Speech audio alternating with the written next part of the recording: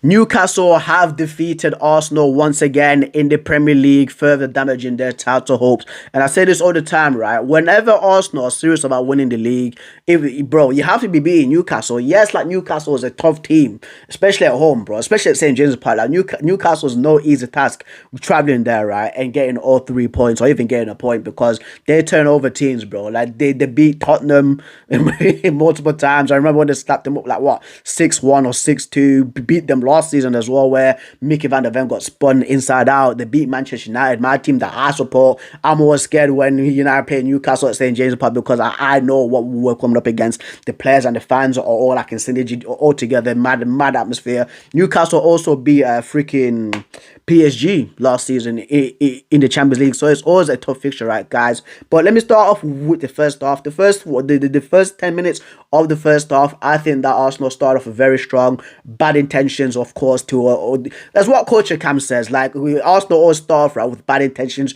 strong intentions to get the goal away from home. So basically they can kill off right that mad atmosphere to what the Newcastle fans always put out game in game out, especially at home, right? And aside from that, yes, like Newcastle did survive the barrage, right, from Arsenal. It was around like the 15th, 14th, 16th minute where Newcastle made it 1-0 with an absolutely brilliant pass from Anthony Gordon to Alexander Isak. That goal for me, right, it was a 10 out of 10 goal. Like it may seem like a mundane goal, like for a regular football fan, but if you know like that type of delivery that Anthony Gordon put in, first time cross, right, in step of the foot, slapped it in, dude. Like even beating like a Gabriel Margalhaes and William Saliba, bro. Just a pinpoint pass and a pinpoint header. And for Isak to even score that at a pass like David Raya, who was what top two goalkeepers in the league, like in my opinion, absolutely brilliant, right? And then of course,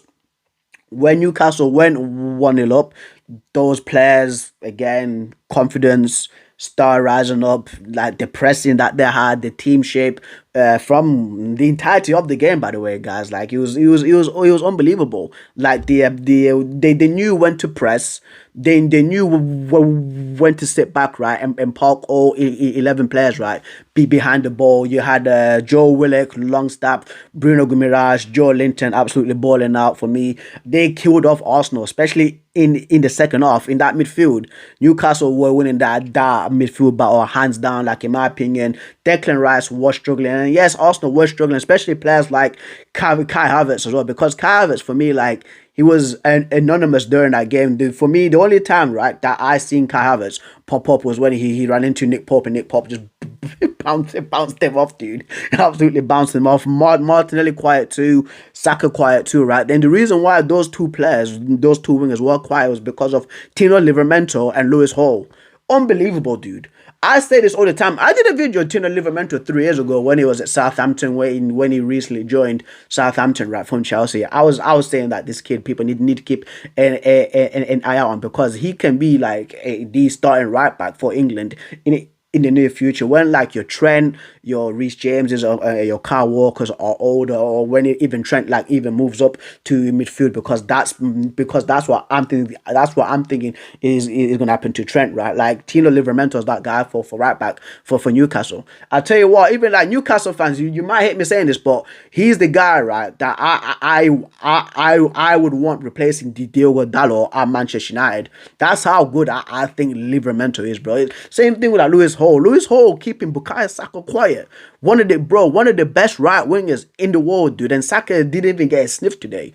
Unbelievable, right? But yes, Arsenal did miss out in that creativity for Martin Odegaard. You can see it. Like I think it was Trossard that was playing in that central attacking midfield role, in that number 10 role, right? Like it's completely different when Martin Odegaard is playing there, because Martin Odegaard knows how to unlock defenses. He knows how to slide the ball in for your Kai Havertz's, for your Sakas, for your Martinelli's. But you can generally tell that, right, that they missed him out big time. And for me, one of the issues today, right, for Arsenal was their set pieces, because Arsenal set pieces, they are brilliant. They are the best team in the Premier League for set pieces. It's almost like a free throw line for them. It's like set pieces for Arsenal is generally like a penalty for them, bro. That's how disgusting Arsenal have been on set pieces this season. But in this game today, Declan Rice hit a few deep crosses, few flat crosses. It was just not good enough. It was just not good enough. And for me, like the intensity in that second half, right, for the Arsenal players, if you want to win the league, that's not how you perform. You have to get results in this game, no matter what, even like a point. It's generally true, right? And this is why I was talking about like how Arsenal like needed a striker. Because with Kai Havertz, right, and Gabriel Jesus, they aren't like known to be goal getters, like demonic, like ruthless strikers. You need a ruthless striker like your Isak, your Gyökeres, bro. Like guys who know how to put the ball right in the back of the net. That's just my 2 cents about this game, guys. It's just a literal quick video. See, it's my little small. The mic. But yeah, it's my little small match reaction for this game. If I've missed out anything, please comment down below. But guys, please talk about Tino Livramento. Talk about this kid, man. Because for me, he's underrated. Like, he's got everything going forward. The anticipation for tackles. Knowing when to tackle at the right time. The speed as well. Deceivingly fast. But guys, that's the video. Once again, if I missed out anything, please comment down below. If you agree with my thoughts, you know what to do. Comment down below as usual. But Arsenal fans, how are you feeling about this? Newcastle fans, please tell me how you feeling about this. Because by the end of this week, I think Arsenal might be 8 points behind Man City, because Man City are traveling away to the Vitality Stadium to play against Bournemouth this weekend. So we'll have to wait and see about that. But guys, I'll catch you all on the flip side. See you later. Peace.